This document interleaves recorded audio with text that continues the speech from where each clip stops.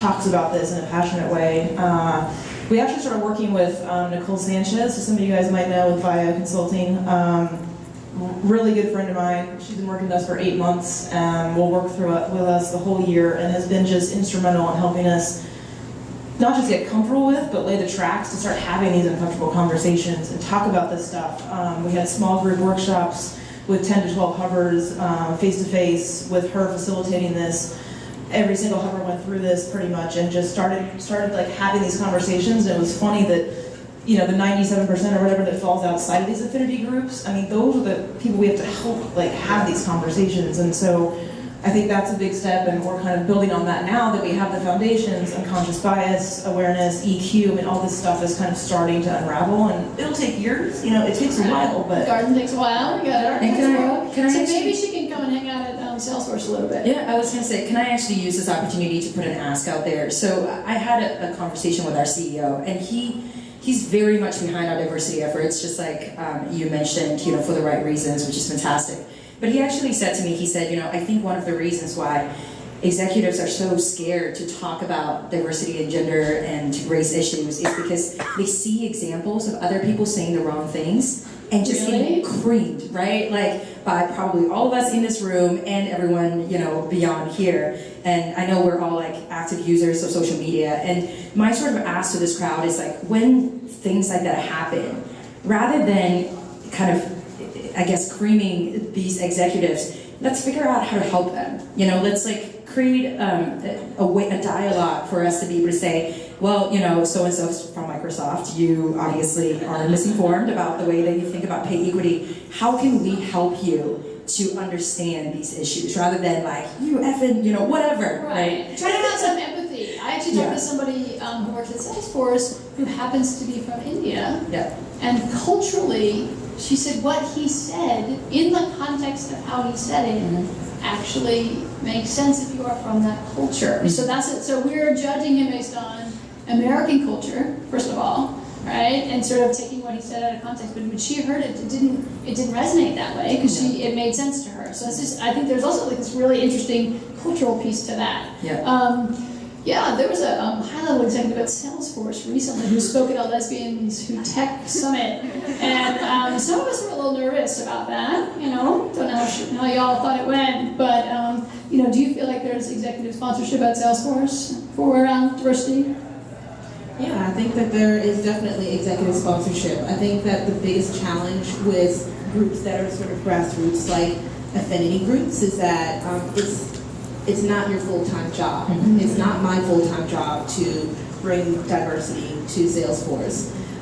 We don't have someone who serves that as their full-time job. I think every company ought to. And so I'm just curious for folks in the room, like, raise your hand if your company has an affinity group.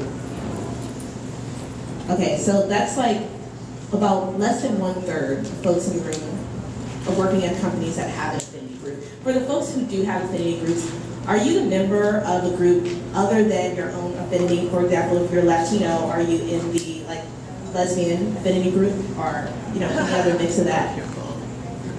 Okay, so I think that those are some of the challenges. First of all, these companies aren't having affinity groups, so we're not getting the top-down executive sponsorship and saying and sanctioning and saying, we want you guys to talk about diversity. We want you guys to form and organize around diversity. And then I think we also need to make sure that our executives are saying to all of those, like, hey, if you're lesbian, join the Black affinity group. If you're Black, join the Asian affinity group. And that's the kind of thing that really creates collaboration and understanding. So when we look to like white men to, basically, when we look to white men straight white men to advocate for diversity, but then even amongst our own groups, we're not really working across the aisle as a mom would say. Yeah, and that came out this year at our big conference. It was kind of the first time that we had worked across affinity groups. So I'm in the Women in Tech group, and I'm in the Outforce group, and I knew what those groups were doing at Dreamforce, which is Salesforce's big conference. I had no idea what Boldforce was doing. I didn't even know Latino Force existed, right? Like, you know, so just in terms of putting our blinders on when we get in our silos, in our safe space, and don't talk to each other. So getting together to talk to each other and then trying to plan events together about what would you be comfortable with, and do you want to do combined parties or not combined parties, you know? So being queer, you want to go to a party where you know everybody is queer or is an ally. You don't want to go to a party if you're not sure about that. And that came up, and that it was an uncomfortable conversation, but it came up, right? But really just working across the silos, I think, is so important in terms of growing our strength within the company. And then, yeah, if you are in those affinity groups, hacking the system and pushing and also helping each other. So, Ayori and I were talking about this. I can post on our internal board and say, hey, we're not actually hiring from any historically black universities. Why is that? And Ayori can post that, and people will be like, well, Ayori, what do you think we should do? Right? Don't you know anyone at those universities? That you can talk to? Because I don't know how to dial the phone, so, So, not only is it, you should cross over and support, but like verbally, be vocal, and you can say things, if you're not in that group, you can say things that people in that group can't say. And, Ayori, who is a founding member of the Outforce group as an ally, which I didn't know until the other day, can come to this conference and support us and then talk about it back at work. Whereas if I post it, I'm kind of like, I'm a big old lesbian. I don't want to tell anyone. I don't want anyone to know, but you can totally say this was a great event, and it comes, more authentically. So kind of also work across those. That's my advice. But now that we're giving advice, maybe we should drop some advice. Lisa, what do you think, when everybody goes back to the office on Monday, what's the one thing that they should do when they get there? Just one thing. Let's see.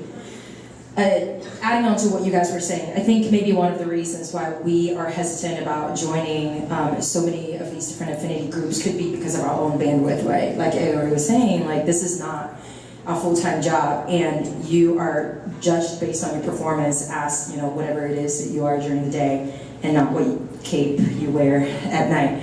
But I want to be very clear with this group, your company should not be putting the onus on you to do diversity work. That should not be happening. So if your company is like, oh hey, well you're black, you go and figure it out, then we don't know what we're doing, so you tell us what to do. That should not be happening. So really, when you join these different affinity groups, the most important thing that the company can get out of you being in those groups is your voice and your insight and your advocacy. And that's it. You don't need to be doing the heavy lifting, because that's what your company should be figuring out how to do. And then that's where your senior leadership comes in. So definitely encourage you guys to kind of reach across the aisle and join some of these groups, gain perspectives, and then advocate together. At Pandora, we have actually just one group for underrepresented people. It's called Pandora Mixtape. Get it?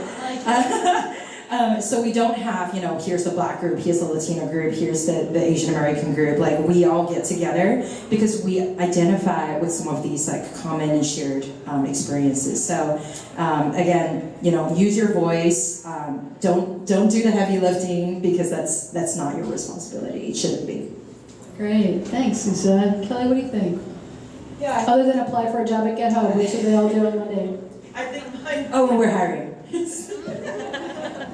Mine connects with all of those, right? I think it's start figuring out how to take sustainable action. I mean, get folks from across all those aisles and all affinity groups together, give them chutzpah, power, money, time, resources, whatever it is. I mean, we're in the middle of this right now, so we're forming a diversity council, which kind of council, lame name, but intentional, because this group is going to have the reins to sponsor what these things need to look like, right? To say what they need to say, to do what they need to do, to bring feedback to the executive level, to push things across the line that need to happen, and figure out what are the actions, internal, external, mix of both, across training and development, capability building, mindset shifting, hiring practices, right? There's a whole slew of stuff we're doing underneath that. Feedback mechanism, internal, how do we create a bunch of different vehicles to get formal and informal feedback and keep the real talk going around this stuff. Kelsey, the events team, our marketing outreach team, has been doing fantastic partnerships and sponsorships for years. I mean, that's a win. That's something that's going really well. Let's keep that going. And let's start talking about this stuff and partnering with other companies and talking to people like you and figure out what's missing and how we can accelerate this. So. Yeah, we didn't really talk much about external events, but I know that Pandora, is very supportive of Girls Who Code and other organizations, and then Salesforce, not coming from Salesforce, but coming specifically from the budget of Boldforce, right, is supporting all sorts of things. Hackathons. Hackathons and Diversity recruiting events, like whatever it is that we need to do to make sure that we move the needle. I mean, I totally agree with everything you ladies have said. Then another part of me says that nothing powerful ever happened without someone just stepping up and saying, let's do this. And I think that you all in this room are the most powerful people I've seen like all weekend. Like you guys are just boom. And like the story of how we started Outforce was literally like a friend of mine said, hey, let's go to lunch. I know a couple of queer folks, like, let's go to lunch. Oh, you're not queer? Oh, come anyway. I'm like, heck yeah. And we started going to lunch, and that was the beginning of Outforce. It was just every Friday, and people from other companies started joining, and it just grew from there.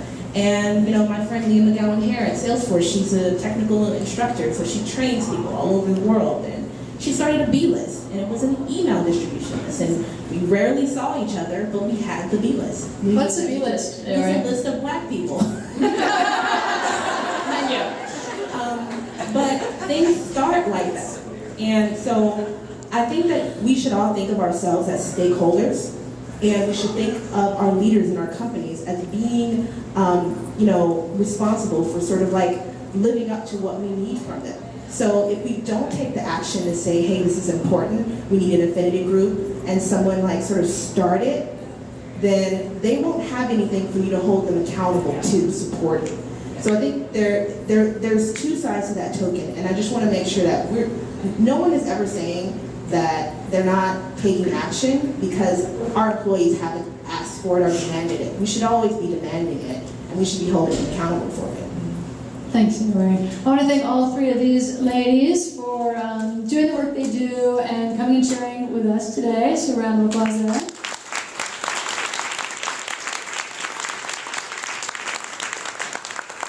And then I want to put it back on you one more time. So who in this room feels like they can hack their company and is in a position to make change at their company? Who in this room thinks that they can hack their company and make a change in their company culture? Who's going back to work on Monday and is going to look around and say, gosh, what can I do here? Who's going to look across the aisle? Who's going to start a group? Who's going to start talking to executives? Yes?